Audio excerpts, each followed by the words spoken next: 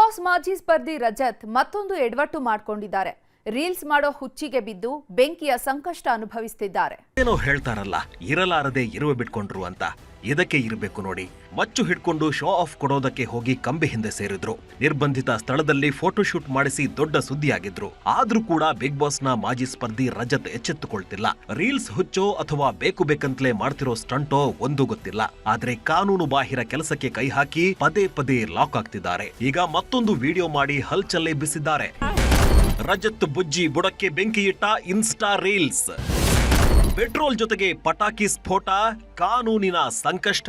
ರಜತ್ ಬುಜ್ಜಿ ಅಂದ್ರೆ ವಿವಾದ, ವಿವಾದ ಅಂದ್ರೆ ರಜತ್ ಬುಜ್ಜಿ ಎನ್ನುವಂತಾಗಿದೆ. ಬಿಗ್ ಬಾಸ್ ನಲ್ಲಿ ಹವಾ ಎಬ್ಬಿಸಿದ್ದ ರಜತ್ ಅಲ್ಲಿಂದ ಬಂದ್ಮೇಲೆ ಬರೀ ವಿವಾದಗಳಿಂದಲೇ ಸದ್ದು ಮಾಡ್ತಿದ್ದಾರೆ.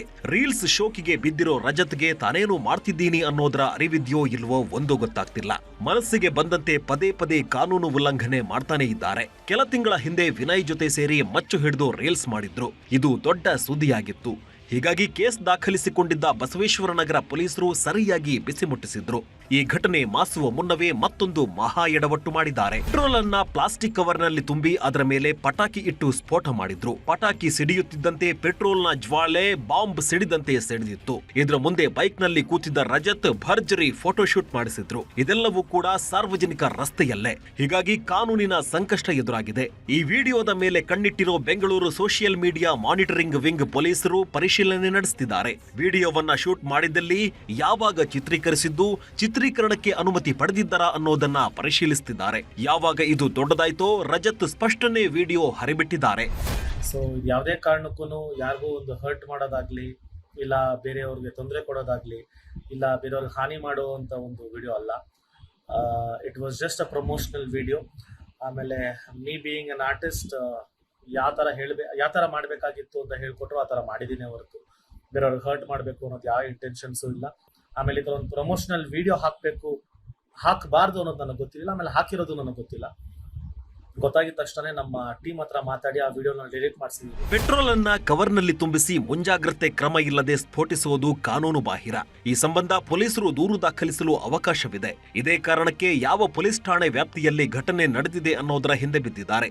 ಇದು ಗೊತ್ತಾಗ್ತಿದ್ದಂತೆ ನೋಟಿಸ್ ಕೊಟ್ಟು ವಿಚಾರಣೆ ನಡೆಸಲಿದ್ದಾರೆ. Gangadhar ವಾಗಟ, crime bureau, news 18 Bengaluru.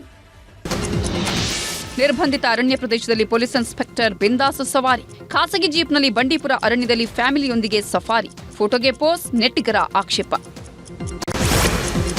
ಮಾವಿನ ತೋಟಕ್ಕೆ ಕಿಡಿಗೇಡಿಗಳಿಂದ ಬೆಂಕಿ, ತೆಂಗು, ಮಾವು ಸೇರಿ ಕೃಷಿ ಉಪಕರಣಗಳು ಬೆಂಕಿಗಾಹುತಿ. ಮಾಗಡಿ ತಾಲೂಕಿನ ಬೆಳಗವಾಡಿ ಗ್ರಾಮದಲ್ಲಿ ಘಟನೆ. ಕಾಮಗಾರಿ ಬಾಕಿ ಬಿಲ್ ಪಾವತಿಸಲು 3.5 ಲಕ್ಷ ಲಂಚ ಪಡೆದ ಪಿಡಿಒ. ಮಂಚದ ಮೇಲೆ ಕಂತೆ ನೋಟುಗಳ ಸ್ವೀಕರಿಸಿದ ತಿರುಮಣಿ ಗ್ರಾಮ ಪಂಚಾಯತ್ ಅಧಿಕಾರಿ. ವಿಡಿಯೋ ವೈರಲ್ ಆಗ್ತಿದ್ದಂತೆ ನಾಪತ್ತೆ. ಕಲ್ಲೂರು ಮೂಕಾಂಬಿಕೆ ದೇವಿ ದರ್ಶನ ಪಡೆದ ಕೇಂದ್ರ ವಿತ್ತ ಸಚಿವೆ ನಿರ್ಮಲಾ ಸೀತಾರಾಮನ್ಗೆ ದೇವಳದಿಂದ ವಿಶೇಷ ಗೌರವ. ದೇವಿಯ ಪ್ರಸಾದ ಸ್ವೀಕರಿಸಿ ತೆರಳಿದ ನಿರ್ಮಲಾ ಸೀತಾರಾಮನ್. ಅಡೆತಡೆಗಳನ್ನು ಮೆಟ್ಟಿ ನಿಂತು ಥಿಯೇಟರ್ ಅಂಗಳಕ್ಕೆ ಬಂದ ಕೇಡಿ. ಏಪ್ರಿಲ್ 30ಕ್ಕೆ ಧ್ರುವ ಸರ್ಜಾ ಅಭಿನಯದ ಚಿತ್ರ ರಿಲೀಸ್. 250ಕ್ಕೂ ಹೆಚ್ಚಿನ ಚಿತ್ರಮಂದಿರಗಳಲ್ಲಿ ಅಬ್ಬರಿಸಲಿರುವ ಕೇಡಿ.